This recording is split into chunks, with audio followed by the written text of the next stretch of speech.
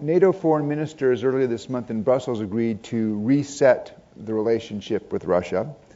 They decided that they would resume the NATO-Russia Council, and the idea is that regular meetings to begin with, and then building up to a NATO-Russia ministerial at some point, probably in the first half of this year. That'll be sort of the basis for the discussion when NATO leaders gather in 4 days. They will give their own blessing to the idea of resetting relations and trying to build a more positive, more robust relationship between the alliance and Russia.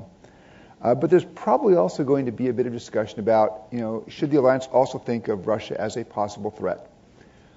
This discussion came out a little bit at the NATO foreign ministers meeting, where there were some concerns on the part of some new members that if you look at the more assertive Russian foreign policy in the post-Soviet space of the last couple of years, if you look at the conflict with Georgia, if you look at the gas war in January with Ukraine, should NATO begin thinking about Russia may not always be a partner, but there actually may be some security concerns here in a time where the alliance, as a matter of policy over the last 15 years, has not spent a lot of time thinking about Russia as a threat or thinking about contingencies to deal with Russia in that context.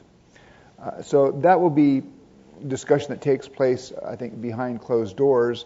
You will undoubtedly have language that comes out looking forward to a more positive relationship between NATO and Russia.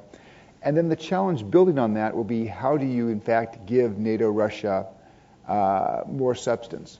And it does seem that there are a number of areas for cooperation where alliance and Russian interests would coincide.